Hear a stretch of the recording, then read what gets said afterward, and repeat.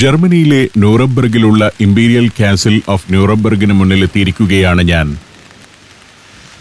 Package ടൂറിന്റെ ഭാഗമായി എത്തിയ ടൂറിസ്റ്റുകൾ ബസ്സിൽ നിന്നിറങ്ങി കോട്ടയ്ക്കുള്ളിലേക്ക് നടക്കുന്നു. ടൂർ ഗൈഡുകളാണ് അവരെ നയിക്കുന്നത്. കൂടുതലും വൃദ്ധരാണ് ഇത്തരം പാക്കേജ് ടൂറിന്റെ ഭാഗമാകുന്നത്. യൂറോപ്പിലൂടെയുള്ള യാത്രയിൽ ഇത്തരം ധാരാളം സംഘങ്ങളെ കാണാം. അവരുടെ ഒരു പ്രധാന ഡെസ്റ്റിനേഷൻ തന്നെയാണ് ന്യൂറംബർഗ്. ഞാനും കാസിലേക്ക് നടന്നു. നൂറ്റാണ്ടുകളായി ജർമ്മനി ഭരിച്ചിരുന്ന രാജാക്കന്മാരും ചക്രവർത്തിമാരും ന്യൂറംബർഗിലെത്തുമ്പോൾ വസിച്ചിരുന്നത് ഈ കാസിലാണ്.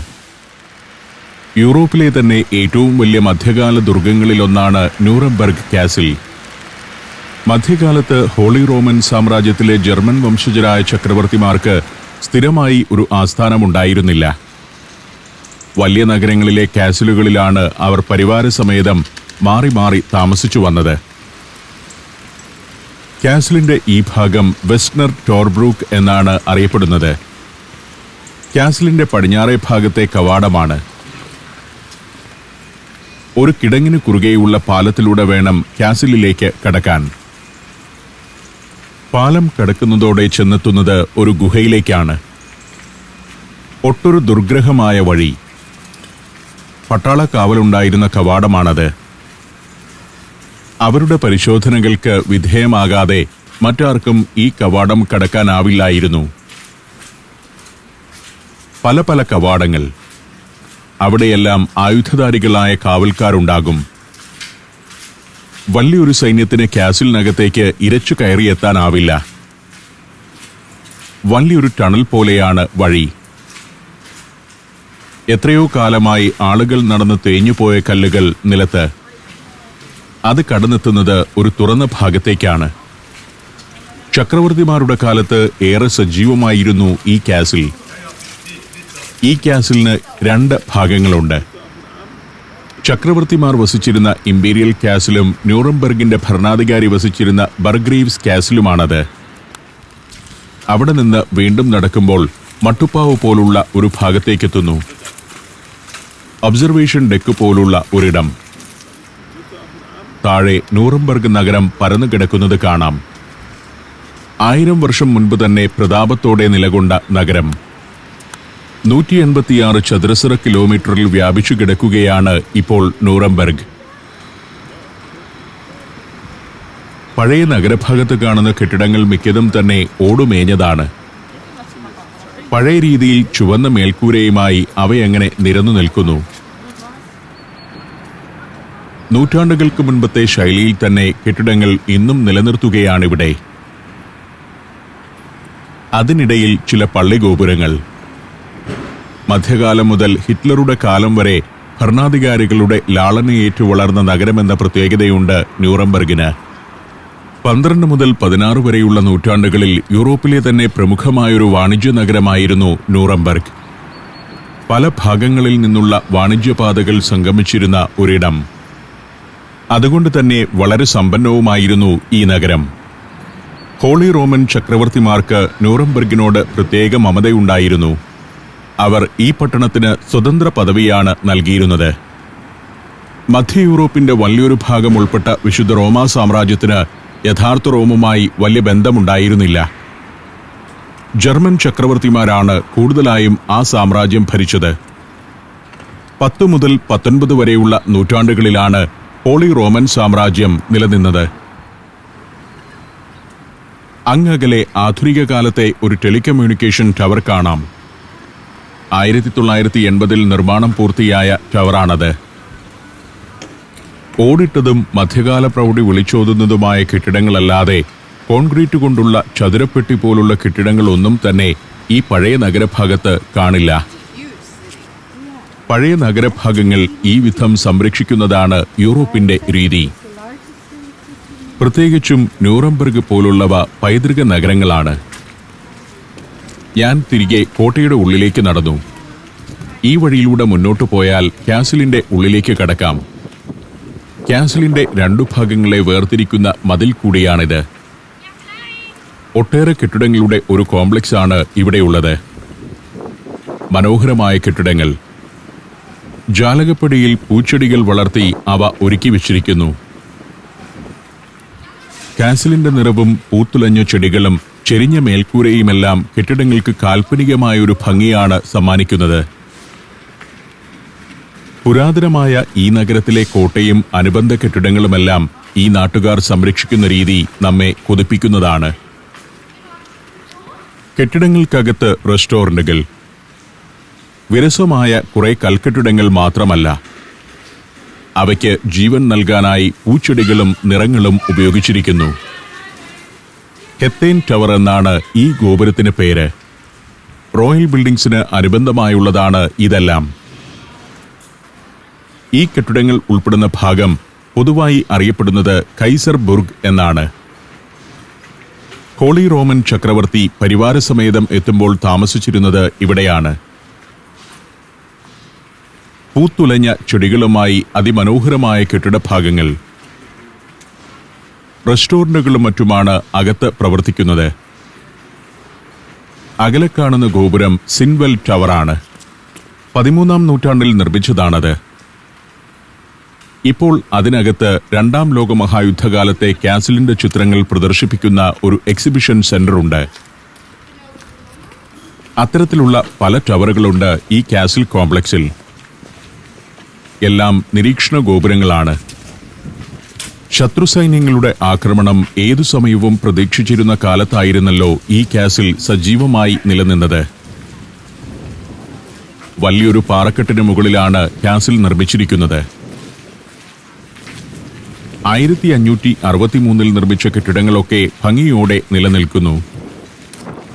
ഹോളി റോമൻ സാമ്രാജ്യത്തിന്റെ അധിപരായിരുന്ന ജർമ്മൻ രാജാക്കന്മാർ താൽക്കാലിക വാസത്തിനായിട്ടാണ് ഈ കാസിൽ നിർമ്മിച്ചത്. 11-ാം നൂറ്റാണ്ടിലായിരുന്നു ഇതിന്റെ പ്രധാന ഭാഗങ്ങളുടെ നിർമ്മാണം. തുടർന്ന് വന്ന എല്ലാ നൂറ്റാണ്ടുകളിലും കാസിൽ വിപുലപ്പെടുത്തിയിട്ടുണ്ട്. അതിനനുസരിച്ച് ഇതിന്റെ പ്രാധാന്യവും വർദ്ധിച്ചു വന്നു. ചക്രവർത്തിമാർ ഇവിടെ താമസമില്ലാത്ത കാലത്തും വലിയ സൈനിക സുരക്ഷയിലായിരുന്നു കാസിൽ. ആ സമയങ്ങളിൽ ന്യൂറംബർഗിന്റെ ഭരണാധികാരികൾക്കായിരുന്നു കാസിലിന്റെ പരിപാലന ചുമതല. 11 മുതൽ 16 വരെ നൂറ്റാണ്ടുകളിൽ വലിയ പ്രതാപത്തോടെ നിലകൊണ്ട കാസിലാണിത്. ഹോളി റോമൻ സാമ്രാജ്യത്തിന്റെ രാജസഭ പലതവണ ഈ കാസിലിൽ യോഗം ചേർന്നിട്ടുണ്ട്. കാസിലിനകത്തെ വളഞ്ഞു പുളഞ്ഞ വഴികളിലൂടെ നടത്തം തുടർന്നു.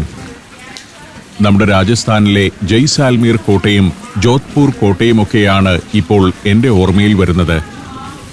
അതുമായി താരതമ്യം ചെയ്യുമ്പോൾ ഇത് നിസ്സാരമായൊരു കോട്ടയാണ്. ജർമ്മനിയിൽ നാസി പാർട്ടി കരുത്താർജിക്കുകയും ന്യൂറംബർഗ് അവരുടെ ഒരു വലിയ കേന്ദ്രമായി മാറുകയും ചെയ്തതോടെ കാസിലിനും പുതിയ നിയോഗമുണ്ടായി. ന്യൂറംബർഗിലെ വമ്പൻ റാലികൾക്കുള്ള മുന്നൊരുക്കങ്ങൾ നാസികൾ നടത്തിയിരുന്നത് ഈ കാസിലിൽ വച്ചാണ്. രണ്ടാം ലോക മഹായുദ്ധത്തിലെ ബോംബിങ്ങിൽ കാസിലിന്റെ പല ഭാഗങ്ങളും തകർന്നടിഞ്ഞിരുന്നു. യുദ്ധാനന്തരം ഇത് ഈ വിധം പുനരുദ്ധരിക്കുകയാണുണ്ടായത്. ടൂറിസ്റ്റുകൾ വന്ന ധാരാളം ബസ്സുകൾ നിരന്നു കിടക്കുന്നു. വേനൽ ദിവസങ്ങളിൽ ഇതിന്റെ പല മടങ്ങ് ടൂറിസ്റ്റുകളാണ് ഈ കാസിൽ സന്ദർശിക്കാനെത്തുക. ചരിത്രം ഇഷ്ടപ്പെടുന്നവർക്ക് ഏറ്റവും ആകർഷകമായൊരു സ്ഥലം തന്നെയാണ് ന്യൂറംബർഗ് കാസിൽ.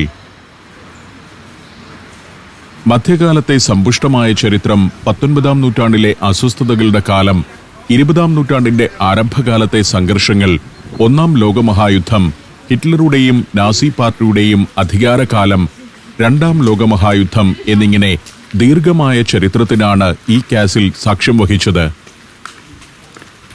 കാസിലെ ഏകദേശ ഭാഗങ്ങളൊക്കെ ക്യാമറയിലാക്കിയ ശേഷം ഞാൻ പുറത്തേക്ക് നടന്നു. രാജസ്ഥാനിലെ പല കോട്ടകളുടെയും വലിപ്പമില്ലെങ്കിലും അതിലും മനോഹരമായി സംരക്ഷിക്കുന്ന ഒരു കോട്ടയാണിത്.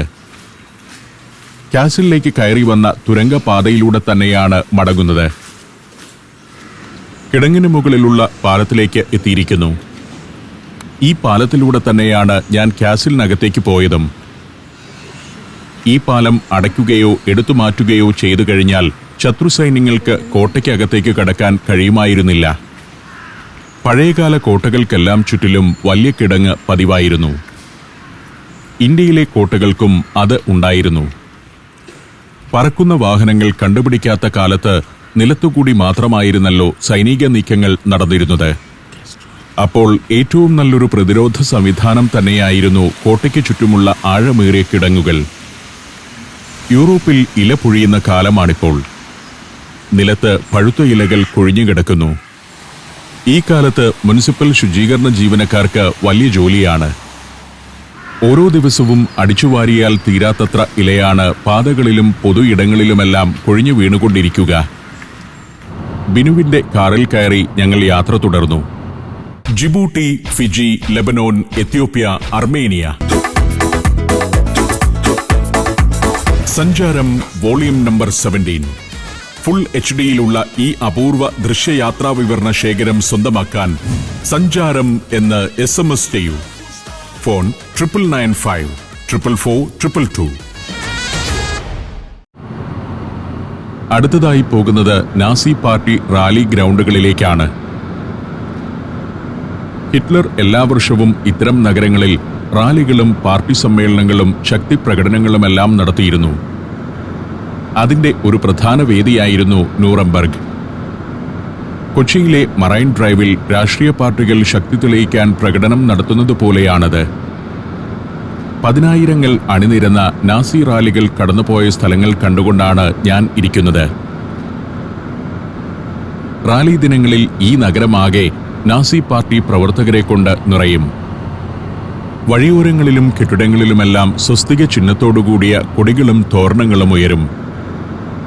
ഈ നഗരത്തിലെ 11 സ്ക്വയർ കിലോമീറ്റർ വരുന്ന പ്രദേശമാണ് നാസി പാർട്ടി റാലി ഗ്രൗണ്ട്സ് എന്നറിയപ്പെടുന്നത്. ന്യൂറംബർഗ് നഗരത്തിന്റെ തൊട്ടുപുറത്തായി ഒരു ജലാശയത്തിന്റെ തീരത്ത് നാസി സമ്മേളനങ്ങളുടെ വലിയൊരു വേദി ഉണ്ടായിരുന്നു. ലക്ഷക്കണക്കിന് ആളുകളാണ് അവിടെ നടക്കുന്ന റാലികളിൽ പങ്കെടുക്കാൻ എത്തിക്കൊണ്ടിരുന്നത്. അത്തരം റാലികളിലൂടെയാണ് ഹിറ്റ്ലർ ജർമ്മനിയിലാകെ നാസി പാർട്ടിയെ വളർത്തിയെടുത്തത്. ന്യൂറംബർഗിനെ അതിനുള്ള പ്രധാന വേദിയായി തിരഞ്ഞെടുത്തതും ഹിറ്റ്ലർ തന്നെയായിരുന്നു. 1933 ഓഗസ്റ്റ് 30 ഹിറ്റ്ലർ ന്യൂറംബർഗിനെ city of the Reich party congress ആയി പ്രഖ്യാപിച്ചു.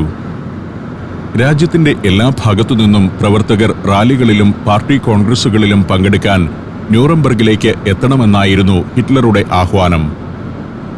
അതോടെ ന്യൂറംബർഗിലെ സാഹചര്യങ്ങൾ തന്നെ മാറി. നിരവധി ഹോട്ടലുകളും റെസ്റ്റോറന്റുകളുമൊക്കെ നഗരത്തിൽ സജ്ജമായി.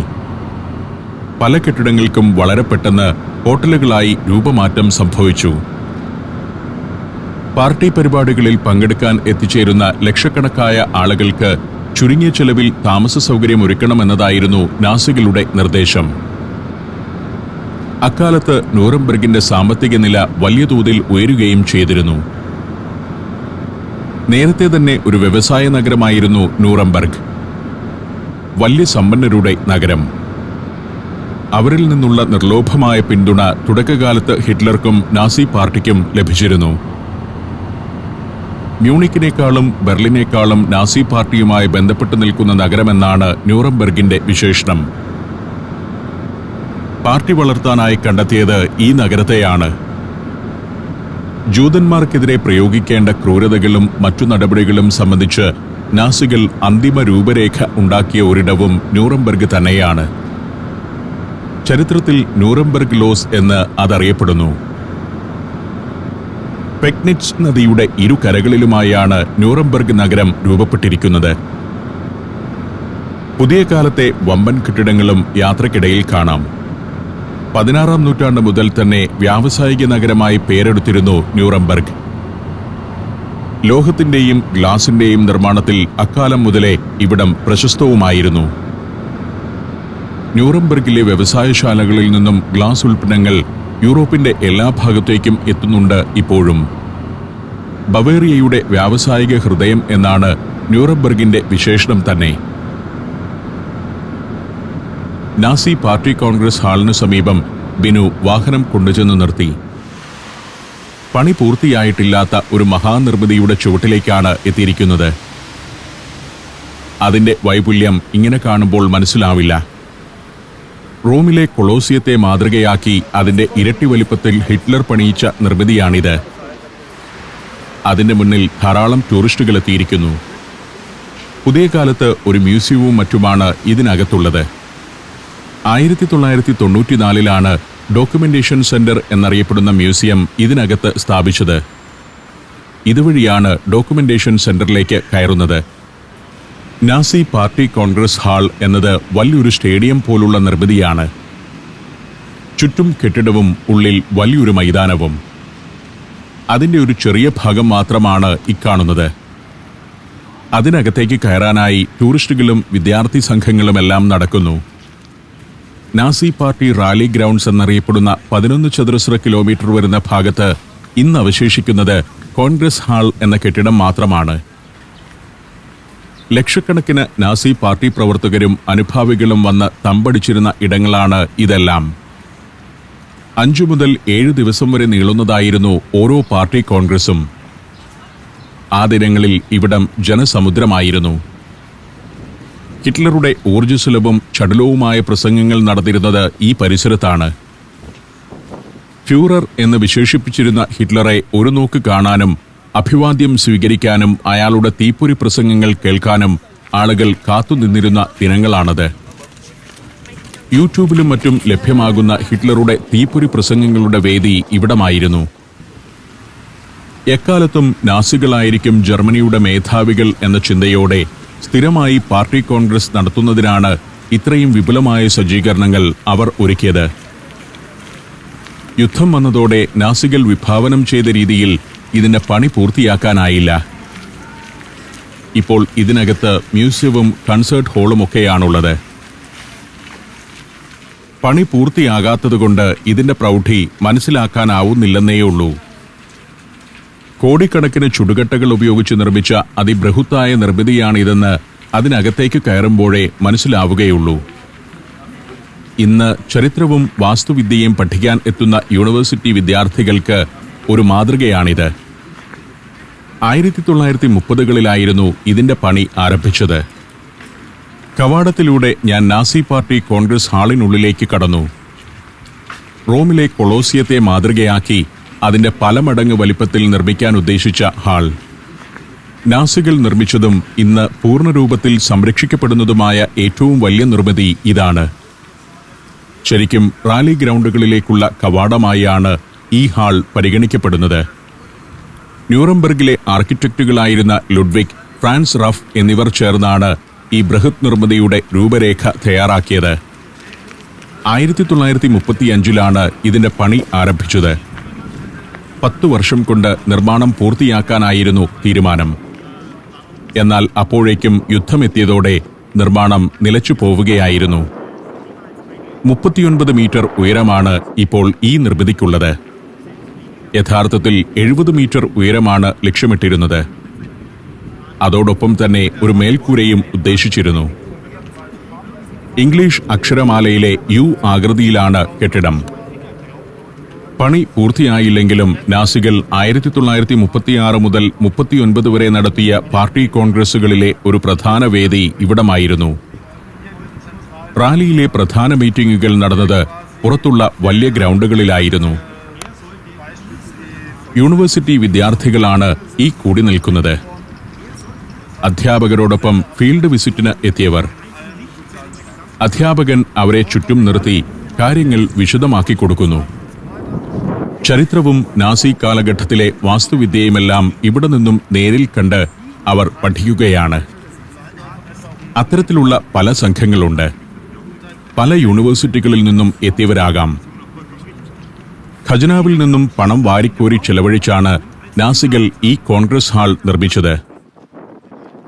175 മീറ്റർ നീളവും 155 മീറ്റർ വീതിയുമാണ് ഇതിന്റെ അകത്തുള്ളത്. ചുടുകട്ട കൊണ്ട് കെട്ടിയ ശേഷം അതിന്റെ ചില ഭാഗങ്ങൾ ഗ്രാനൈറ്റ് ഉപയോഗിച്ച് പാനൽ ചെയ്യാനാണ് തീരുമാനിച്ചിരുന്നത്. പുറംഭാഗം പൂർണ്ണമായും ഗ്രാനൈറ്റും മാർബിളും ഉപയോഗിച്ച് പാനൽ ചെയ്യാനും തീരുമാനമുണ്ടായിരുന്നു.